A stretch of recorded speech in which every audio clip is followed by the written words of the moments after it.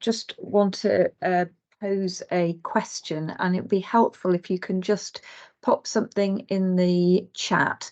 And whilst answering this question, if you're able to just put down your role, whether you're someone who works with people living with dementia, cares for someone living with dementia, or you yourself are living with dementia. So just thinking about the biggest challenges supporting, caring, or living for people with dementia.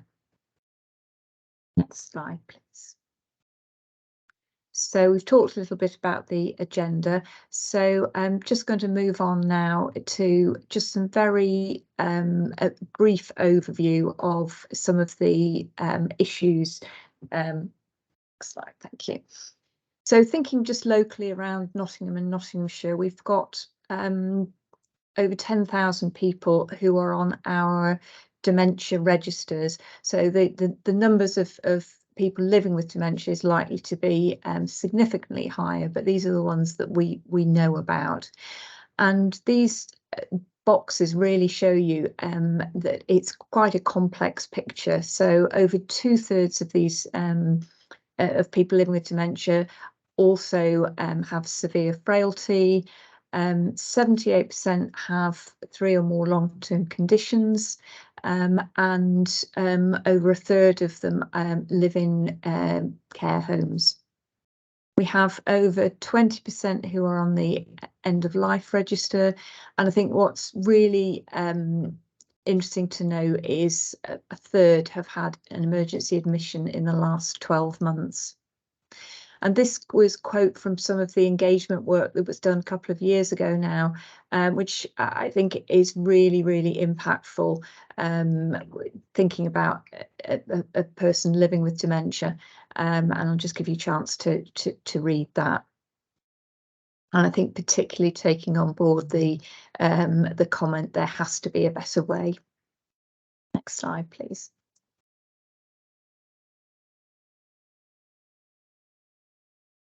So we know that the prevalence of dementia is increasing, and this is true locally, and we're expecting it to go up to nearly 20,000 by 2025 and continue to increase.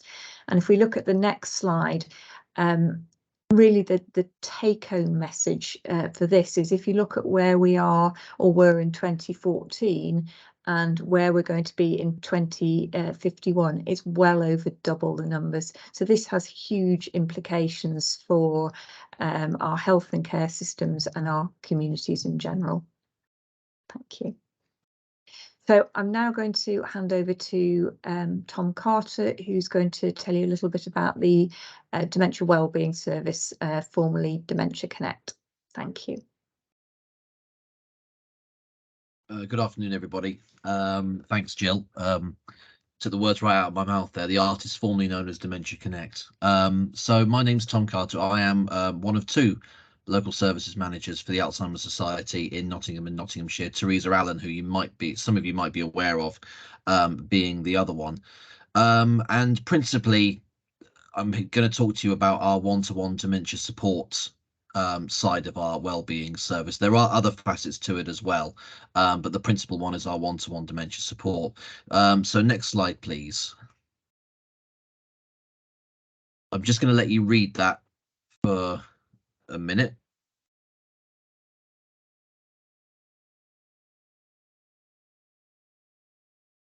And I think the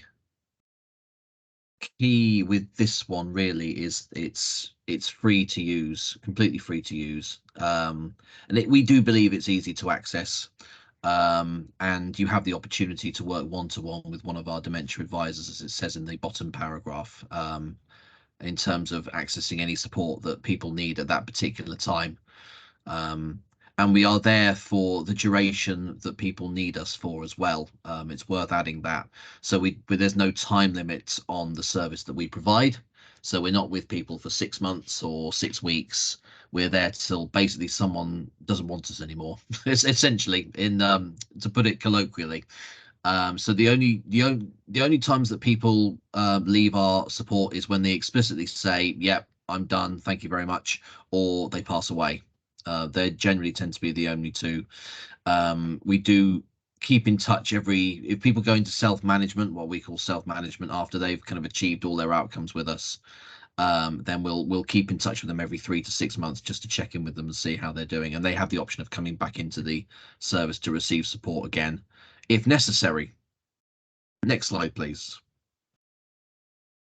So these give some idea of the kinds of things we can do. Obviously, it's not limited to just these 4 things, but these things end up being probably the most common, alongside, being a real source of support in terms of basically being there to listen as well. We do find that a big part of the job is being able to absorb people's stories, and I think especially if people have felt quite isolated, that someone being there to actually listen and validate how they're feeling is extremely important. So those are some of the main ones. Thank you. So in terms of how we help, so we provide various different ways of doing it. So initially, when someone comes into our support, they'll go through our telephone hub. Sometimes people don't go further than the telephone hub. It depends on what it is that they're actually depends what it is they actually need. Really, if they need fairly basic information, for example, maybe information on what dementia is a condition, we might find that we can actually support them fully at that stage. If not a problem, then they send us down locally, and they access face-to-face support, which is at the bottom there. So we can do home visits, we can just keep it to phone support if that's all they need, and we can, obviously, as it says, we can connect with other local groups, or I don't want to use the word advocate because we're not an advocacy service, but we do support people to access what it is they need and provide that kind of crucial, maybe first rung up the ladder in terms of setting someone on their journey to what it is that they actually want to either achieve or they actually need for themselves or people that they're caring for. We've also got an online forum as well, so which is called Talking Point, which people can connect with other people with dementia as well. I'll just throw that in there. So I'll let you just read that quote for a second.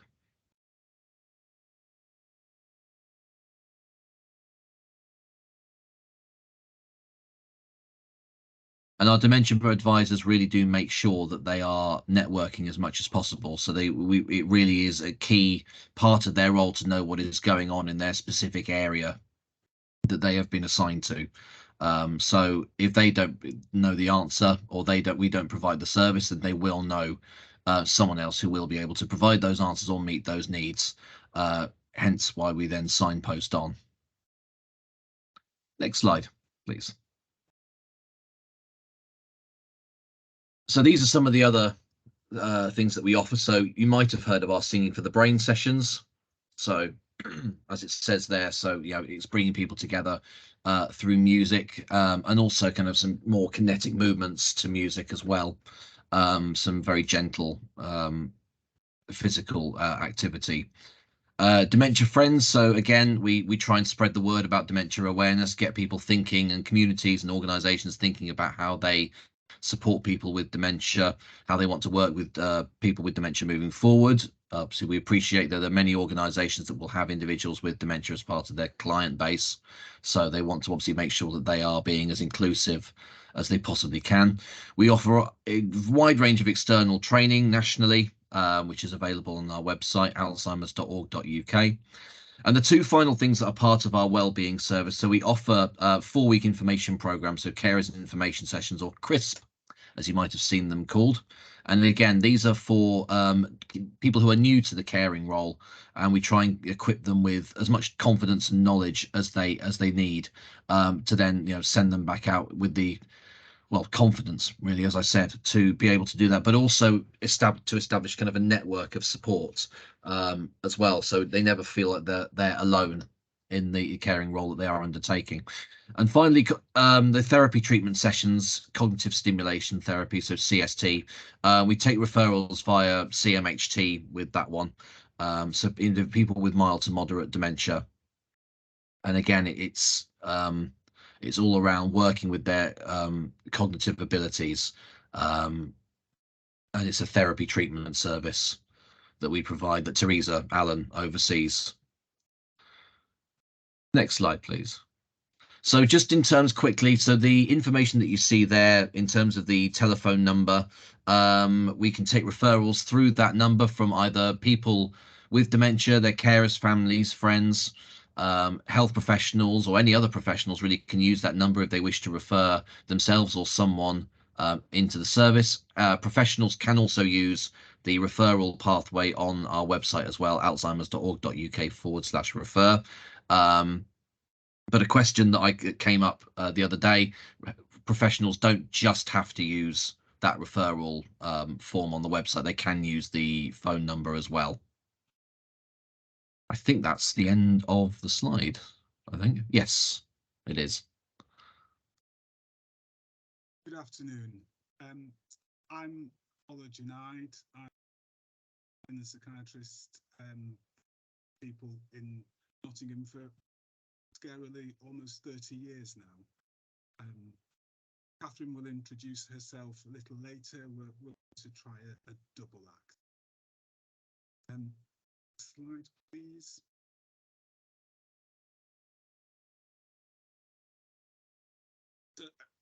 I want to talk a little bit about what we've got to look forward to start. At one point recently, there were 100.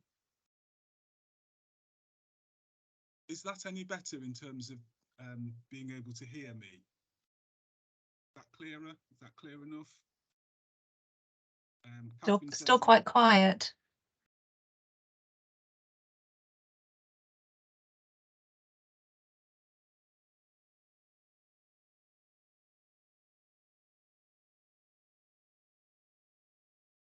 Is that better? Does that make a difference? No. That's it. That's better. Okay. Getting mixed messages, but I'll keep this on.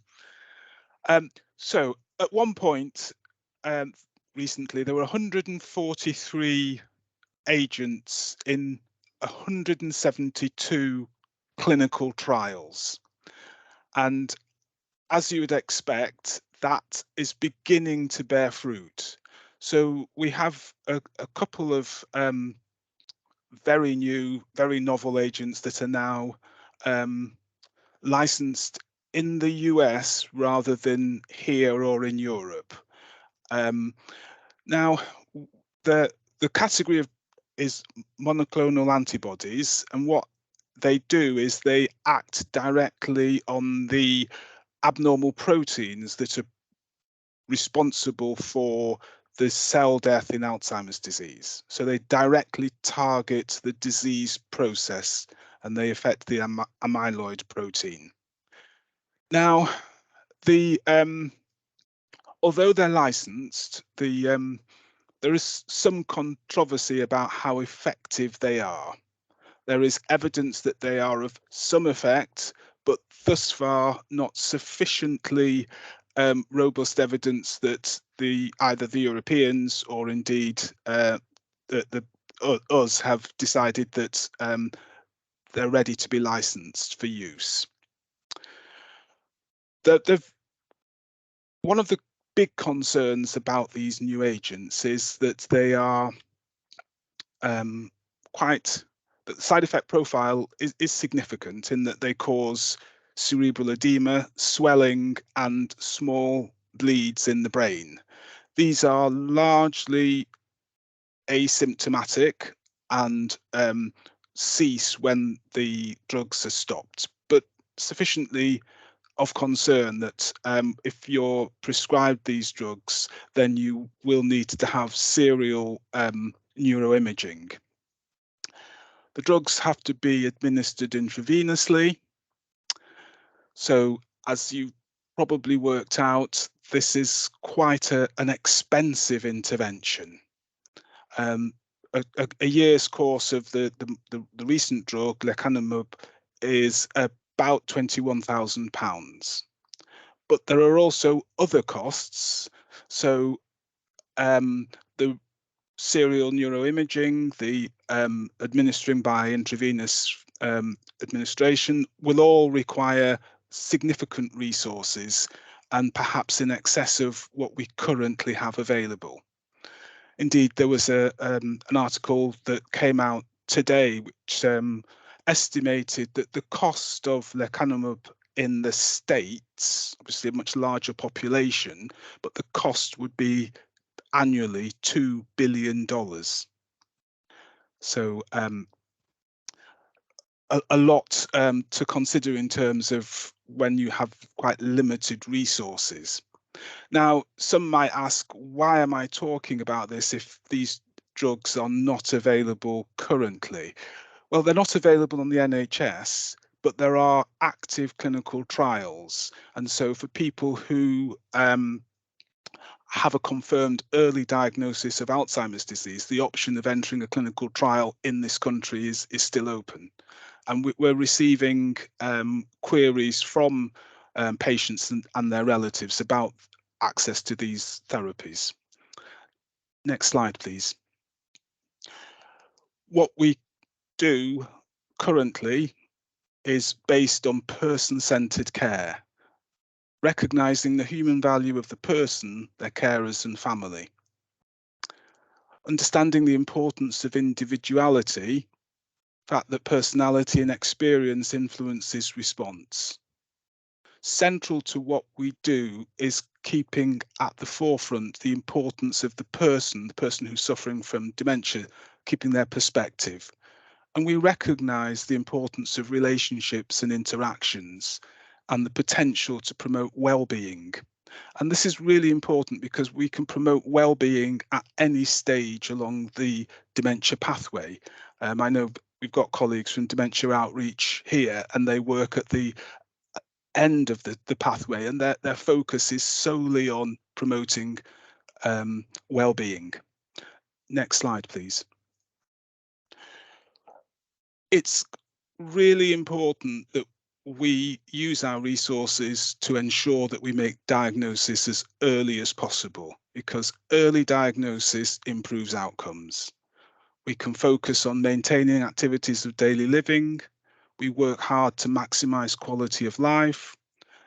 Early diagnosis and an understanding of the subtype allows us to target access to therapies. And really importantly, for those who are affected, it offers the opportunity to plan for the future, whether that's organising a lasting power of attorney, whether it's working out how and where care can be delivered. So in my case, personally, we were able to keep mum at home because we had enough time to build a granny flat for her. So she never actually went into long-term care. It offers the opportunity for advanced statements to be thought through and documented so that decisions about what kind of treatment is acceptable or preferable later on. And really importantly, a chance to think about advanced decisions to refuse treatment. Next slide, please. Apologies for this. There's always has to be one complex slide, but this is from NICE, and essentially what it tells us is how we work out what to do with the different subtypes of dementia. So everyone should have the opportunity of having a brain scan. It allows us to differentiate frontotemporal dementia, which doesn't currently respond to the treatments that we have available. Vascular dementia, we would only consider using the current drugs if it was a mixed vascular and Alzheimer's disease. And then for Alzheimer's disease and dementia with Lewy bodies, we have the option of using the currently available drugs, cholinesterase inhibitors and memantine. Next slide, please. Non-pharmacological approaches are a really important part of how we work with people who've got dementia. Tom's already talked about cognitive stimulation therapy. Cognitive rehabilitation relies on occupational therapists maximising activities of daily living. Really important to remember the importance of social prescribing and social inclusion. And everyone gets the healthy lifestyle lecture or advice. And healthy lifestyle is relevant to all of us at whatever stage we're at. So active, physically active, healthy diet, keeping alcohol down to that 14 units a week, absolute max. Next slide, please. My part of the presentation is going to conclude with this slide. And there is something that we as a system really need to make a decision about. I've mentioned Dementia Outreach earlier. They provide an excellent service to those residents of care homes or nursing homes who have an established diagnosis of dementia. And in primary care, I know you are often faced with having to provide urgent input to people who might present in a crisis in a care home. And with the current system, this pathway that's in place, the care homes can reach out to Dementia Outreach directly, but only if there is an existing diagnosis of dementia. If there isn't, they have to get the GP to refer to the specialist secondary services, which puts a barrier in the way of access, delays access, and can result in adverse outcomes. People get hurt, people need to be admitted to hospital and often don't return back to the care home. So as a system, I think it's a priority that we need to agree a clinical pathway so that people who have severe cognitive impairment and impaired activities of daily living, but don't actually have a diagnosis of dementia and a long-term residence in either a nursing home or a care home can access rapidly the excellent clinical services that are provided by Dementia Outreach. And I know that this is something that others are thinking about as well, but my plea to you is to exert whatever pressure and influence you have to ensure that as a system we work out a pathway. I'm going to hand over to Catherine now. Thanks, Ola. Hi everybody. I'm Catherine Pickens. I'm occupational therapy consultant working in mental health services for older people for Notts Healthcare Trust, but work clinically within the young onset dementia service 2 days a week. So I've just kind of come to have a little chat really in terms of the young onset dementia service and why that service is. So we have a specialist service for under 65s for people to be referred into with a suspected dementia. And I suppose this slide's really about what makes a difference. Why do we have that specialist service? So a lot of people might be aware that dementia that can affect younger people can be rarer and more difficult to recognise. I think we call it sort of atypical in terms of the presentation. Sometimes memory isn't the most primary noticeable change. Sometimes that's around behavioural changes, and sometimes that can be more difficult to determine what's happening.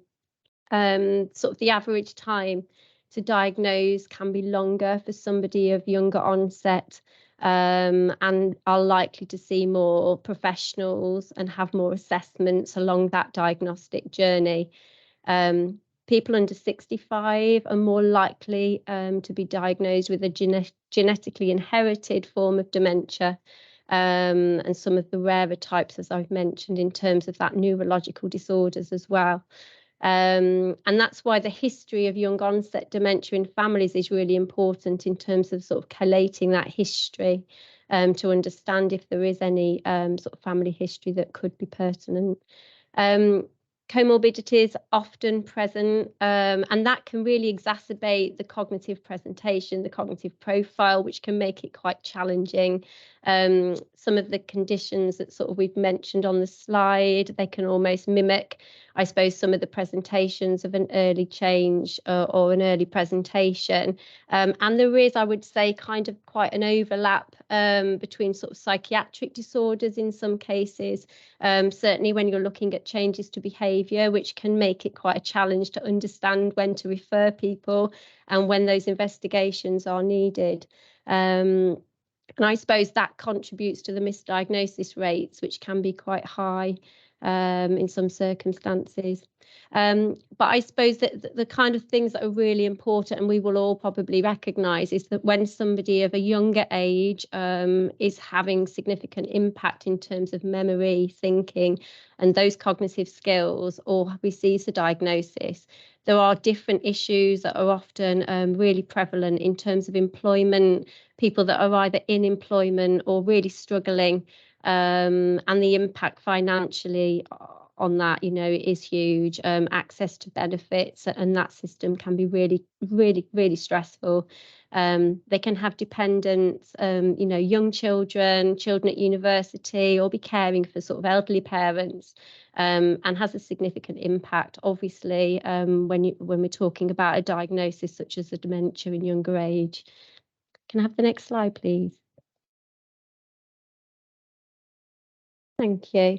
So within YOD, I'm going to talk quickly through a case study just to kind of show the sort of profile of the service and what we might consider. But within YOD, we have obviously access to a number of investigations. That also includes neuropsychology and diagnostic OT assessments.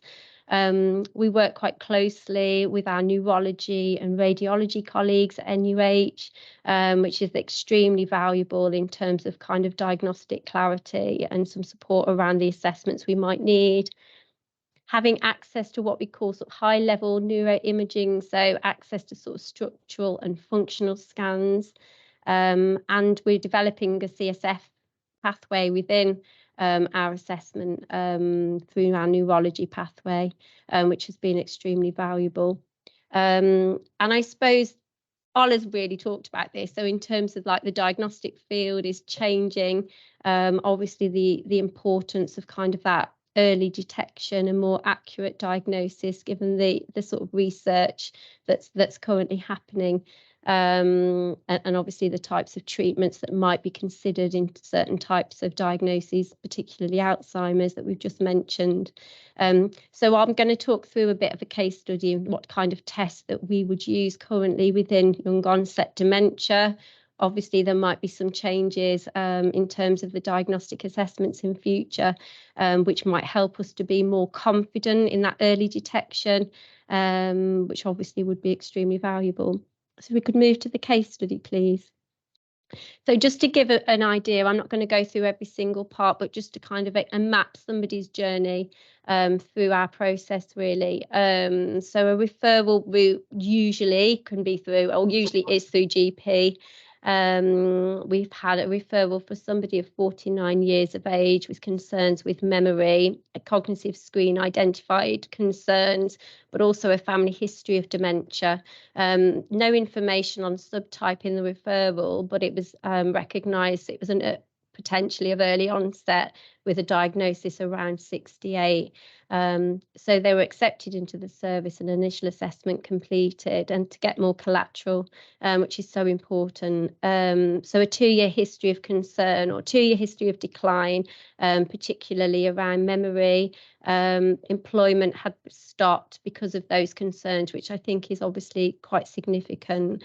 Generally reporting independence at home, still driving, and had some caring roles, which obviously was causing some worry about the impact. A cognitive screen that we completed, so I've abbreviated that to the ACE, apology. So that's one of our cognitive screens, identified quite significant difficulties in certain areas. Now, anxiety was a significant factor. And I think that's always difficult to sort of understand, you know, what's exacerbating what, but it didn't feel that accounted for the difficulties. So we performed a number of investigations through our service, an MRI, which actually supported that were changes within the scan that were more than expected for age. And within that kind of clinical context could be supportive of either an early AD or a frontotemporal dementia, so an early Alzheimer's dementia. We considered further evaluation was obviously needed at that point. We didn't actually access neuropsychology with this particular patient due to the levels of anxiety around cognitive testing. Can we have the next slide, please? So an occupational therapy home assessment was completed really to look at support, but in terms of the impact of the difficulties on day-to-day functioning. And it was quite clear from doing the assessment there were consistent difficulties with simple tasks. So tasks that were not suitably challenging but caused some difficulties and delays, and that was quite consistent. And I think what was really important at that point was to look at strategies, to look at support, to look at interventions that would help maintain skills and to make the appropriate referrals to services that we've talked about a little bit already, for emotional support and further sort of advice, and also talking around driving and sort of safety netting around that. So a further investigation was completed in terms of a PET scan, which is a slightly different functional scan that we did, which kind of concluded a similar finding in terms of the pattern that was picked up, but again made some kind of suggestions of a diagnosis of FTD and Alzheimer's dementia. So we then accessed our neurology colleague for a neurology assessment to really support in terms of that subtype. We were quite confident in terms of the fact there was a neurodegenerative process, but wanted to be quite clear as to what it is that we wanted to look at treatment for. So can I just have the next slide, please? The neurology assessment was completed. We actually did CSF analysis, and the results kind of in conjunction really with the imaging and clinical presentation was sensitive and supportive of Alzheimer's pathology. So as a result of that, we then accessed our post-diagnostic clinic. So we looked at appropriate treatment and monitoring of that treatment within our clinic, and education and support around diagnosis.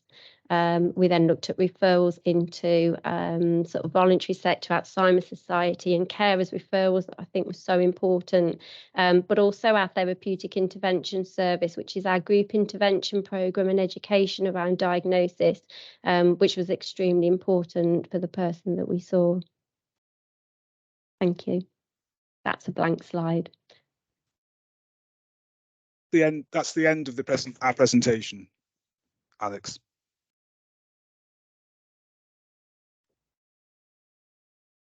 Hi, I'm Ali. I'm a geriatrician working in Queens, and I'm the trust lead for NUH, covering all aspects of dementia. So next slide, please.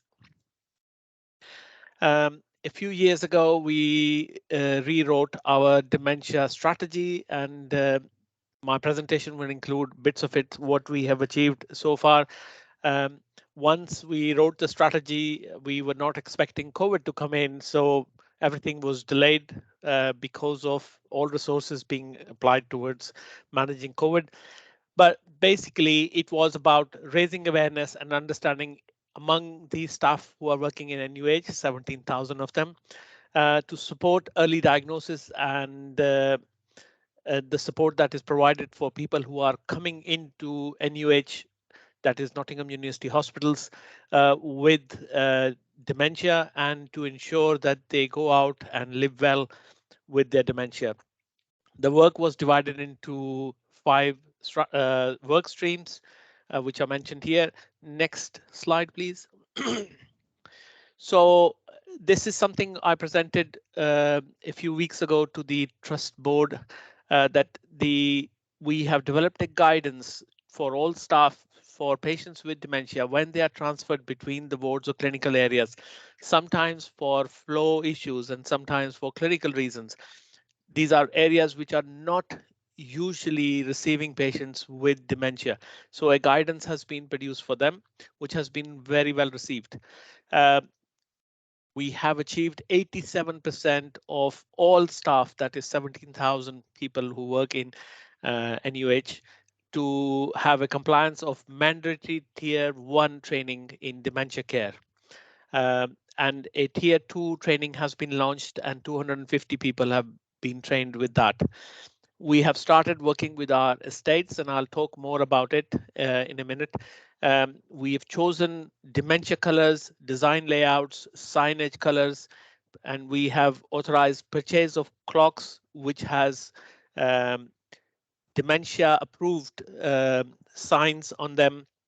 And we've also changed the signage on the toilets so that people with dementia can recognize them better.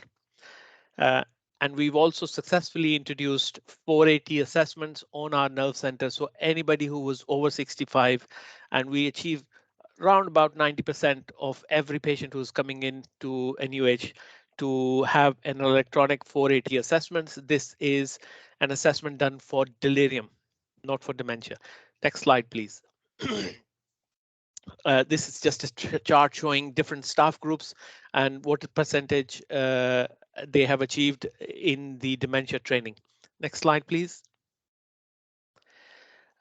Continuing with the achievements, we have a dementia steering group which meets about 10 times a year. It is supposed to be monthly, but some are cancelled due to various reasons.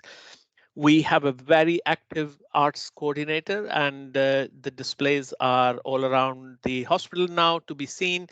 We have had arts displayed. We have coordinators trained to work with the patients with dementia to do the distraction therapies for them. And we have won a top award in the Patient Experience National Awards in November 2022 for the work that is being done by that team. Next slide, please.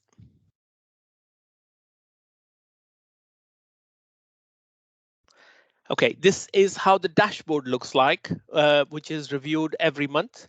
So it talks about number of discharges, and we monitor that, number of readmissions, and we monitor that, number of deaths with patients with dementia, use of the About Me document, the use of Pain Aid, which is a tool which is used in patients with dementia. Patients with dementia would not complain of pain. They would present as confusion or delirium. And this tool, which has been adapted to show that patients with dementia are registered through that tool, and they actually, and we are introducing this tool into different areas. It's not widespread use yet, but we are hoping that with continued support to our staff members, we will ensure that all dementia patients are covered under that tool. We also monitor the ward moves in patients with dementia, and this is to show the staff and to the trust board that we need dedicated areas for patients who have dementia. We monitor percent, as I mentioned, over 90% of 480, and we also monitor delays in discharge, which is in normal terminology called a detox, for patients who have dementia, and how much do they have to wait for a placement or going back home. And recently we have started monitoring referrals to the memory assessment service. So we, next slide. I'll talk about the memory assessment service referral system. So we've also bought some RITA devices, which are the reminiscence interactive therapies activity. It's like a big video screen, and you can play different timeline based videos on it, and it causes it results in reduction in agitation, isolation, and depression. This work has also won a gold and a bronze award in the annual RITA Awards in how we have successfully adapted that to work in NUH. We are also working with the Nottingham and Nottinghamshire Alzheimer's Society and regularly doing online dementia friends awareness sessions. This is for our volunteers and for our staff. Next slide, please. So key areas of focus for the next year is to continue to adapt our dementia strategy work, to work with the local and system changes, and also working with the feedback. So over the last year and a half, we've really had to look back at the strategy and come up with new plans for that. And this was in response to COVID as well. We are currently working on developing a dementia-friendly emergency admission and outpatient environment, and it has we've worked with the place teams and with the community teams to make sure that identification of patients who are coming into the outpatient service is better known, and it is better to have them in a dementia-friendly environment there.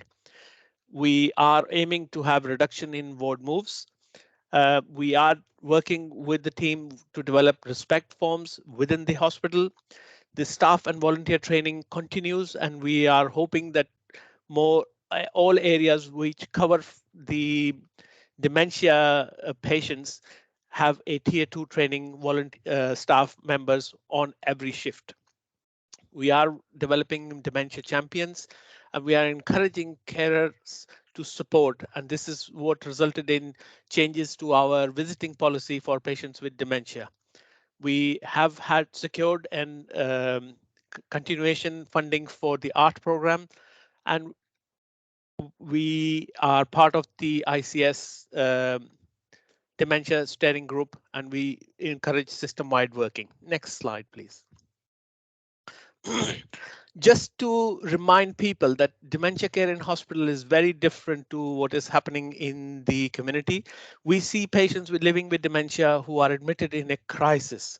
They don't come with dementia label on them. They come in because they have a fall, increased confusion, not ability to cope at home, and their mode of presentation usually is emergency admission via ED, usually out of hours.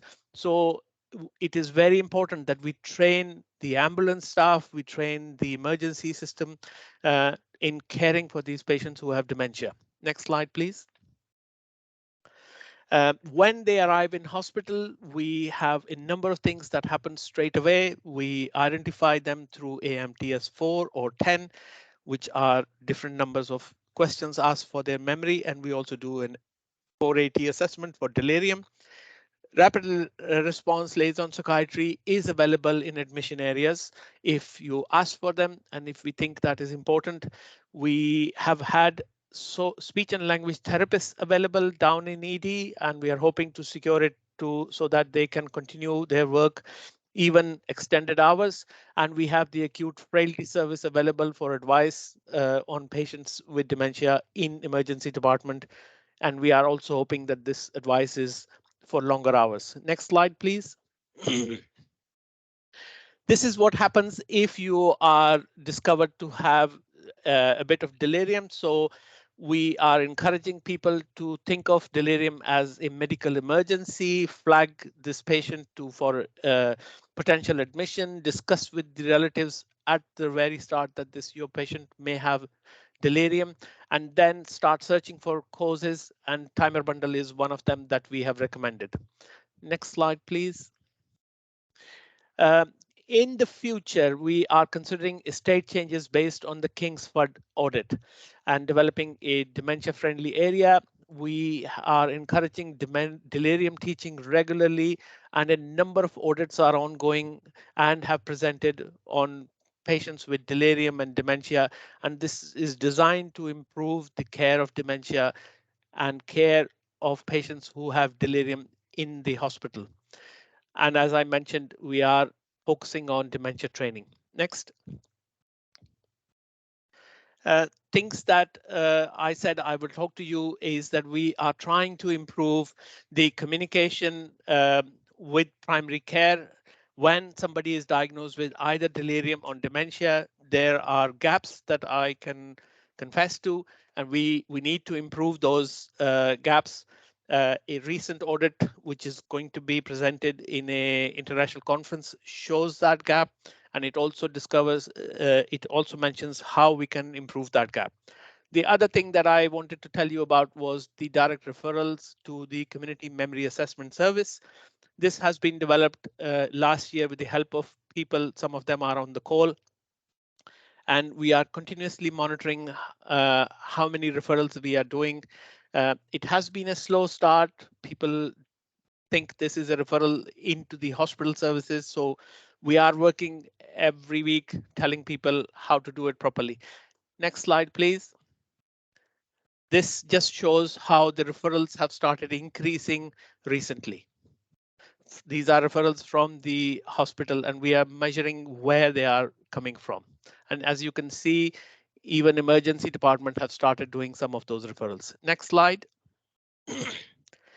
I'm going to just mention a case, and this is what happens when people come to our hospitals. So this was a 91-year-old.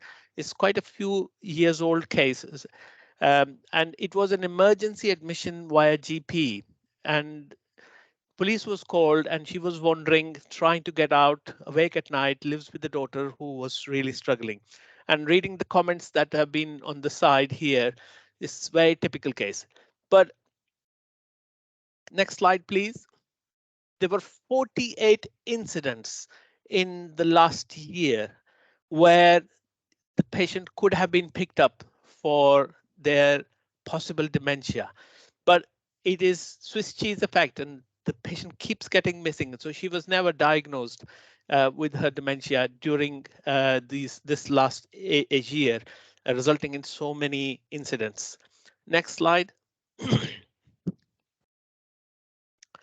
Next slide, please. I'm going to mention another case, and this is where the training is highlighted in other areas as well. So this was an 84-year-old who fell and was admitted under the orthopedic team, and she had pain, and she was admitted thinking there's nothing broken. We can do a short period of rehab and send her back home. The daughter was away, so we couldn't discharge her. Next slide. She was 84 and had hypertension, type 2 diabetes, which was diet controlled and on usual medication. Next slide. Her bloods were remarkable. There was nothing broken, and she scored 9 out of 10 and was able to give what was felt to be a reasonable account of herself. She was started on paracetamol and tramadol. Next. And on the ward, she was pleasant. She was not shouting or climbing the walls. She was a bit introvert. She was in mild confusion and kept to herself.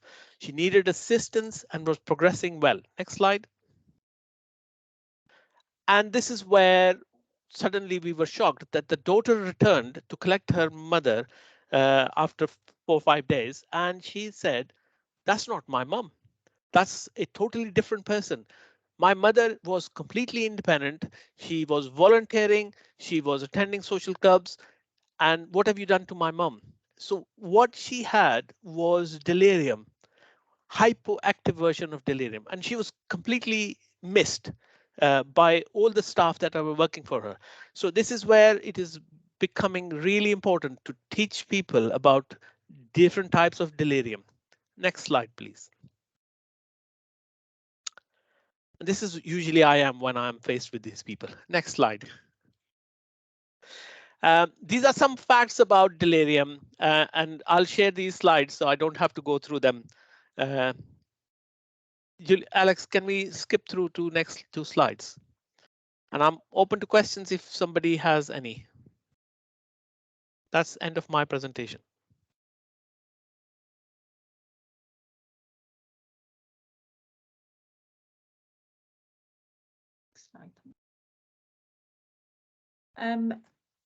Thank you for that, Amma. I'm just going to spend a few minutes just highlighting some of the innovations that are happening across Nottingham and Nottinghamshire. A lot of these are happening in pockets, with the idea that learning will be shared across the system. I think we have got some Admiral nurses on the call today, which is great. And there are 4 pilots across Nottingham and Nottinghamshire evaluating the role of Admiral nurses in primary care. And these nurses support patients, carers, and also the wider primary care team with patients living with dementia. and my understanding is that in those areas where they're working, they've been very well received, which is great. Within Rushcliffe, I'm involved in a dementia communication and support project, which is being led by one of our social prescribers. And this is a project really working with our primary care network, so includes GP surgeries, our Borough Council, the County Council, our community and voluntary sector, and also care homes, and really looking at joining up care, looking at making sure there's good access to resources in terms of dementia directories, and also doing some work around the dementia annual review process. Within the integrated care system, we have got a project manager who's part of our personalised care team. One of her roles is to improve personalised care and uptake of care plans for people living with dementia, and she's also working across some of these other projects. We have also Anshu Shearing, who is funded by Notts County Council, and she's working to promote dementia-friendly communities and improving awareness and diagnosis, particularly for underrepresented communities. And she's also doing a lot of work with other colleagues around providing Dementia Friends training as well. Amma has mentioned the direct referrals from Nottingham University Hospitals through to the Memory Assessment Service, which is fantastic. And he's also mentioned about improving communication around patients with dementia and delirium. We're also introducing a system whereby patients who are referred up to a hospital for other reasons, but who have a diagnosis of dementia, can be very easily flagged by the admin teams, so that the teams who are seeing them in outpatients are aware beforehand that these patients are living with dementia and can make reasonable adjustments. And finally, just touch on the Nottingham West doing work as part of one of the community transformation pilots, focusing on carer support for people living with dementia. So there really is a lot of good work going on, and I think what's really encouraging is there have been times in the past where dementia can feel a little bit forgotten about, but it's, I think there's a real focus on it now, and people are very enthusiastic about improving care for people living with dementia and their carers. Next slide, please. So in your packs, there will also be some resources for you, and we will include some slides on those dementia innovations as well. So if you want to find out a little bit more about it. Thanks. So we've got about 5 minutes now for Q&As, but again, if you wouldn't mind in the chat just putting in what you'd be interested in hearing about in the future. We will be going through the chat and taking out all your very helpful comments and questions as well, and if we haven't managed to answer things in the chat, then we will be providing a general FAQ sheet that we'll send back, which hopefully will be helpful. And if you've got any other questions, again, we'll make sure you've got an email that you can get in touch with us. So if we just, in the last few minutes, does anyone want to put their hand up and make good use of the people who we've got on the call today?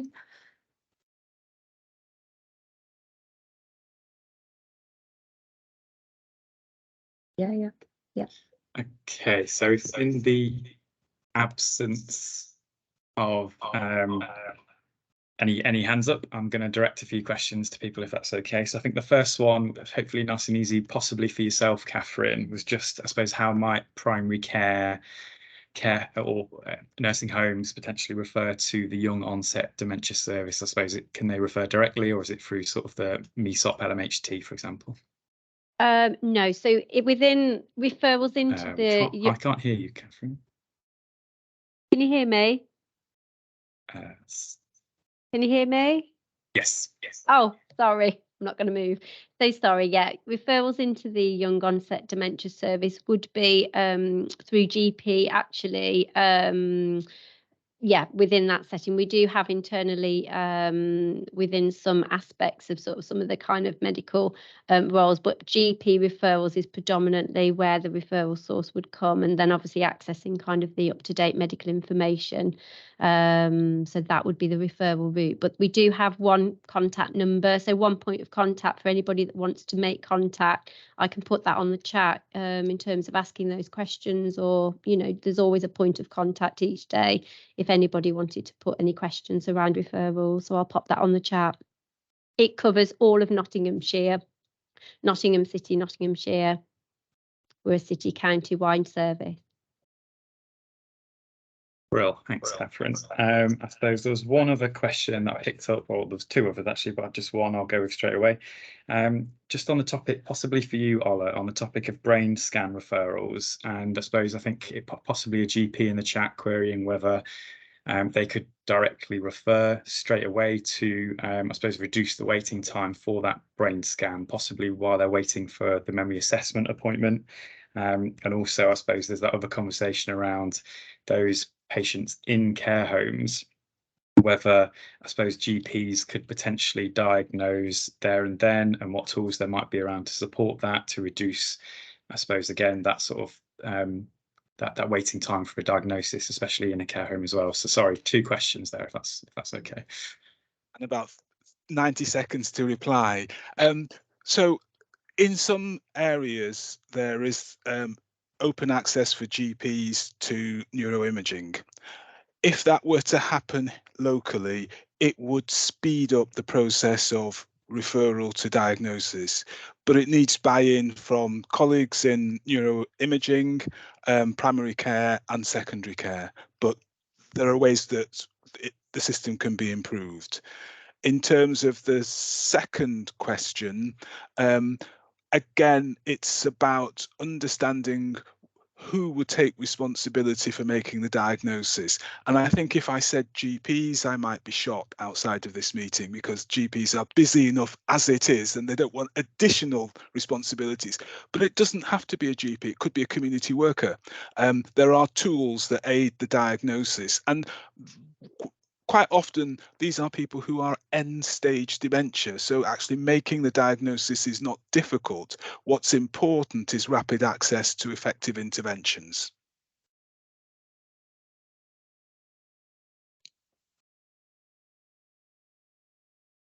Thanks for that, Ola. And I think I'm sure some of the GPs on the call would be very happy to have further discussions about that and try and come up with something that's pragmatic and isn't going to cause a lot of extra work, but will be better for patients.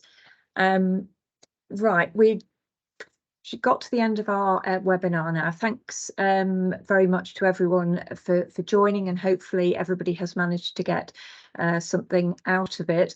As I say, we will get back taking on board all your comments in the chat, and yeah, welcome any feedback. Thank you very much.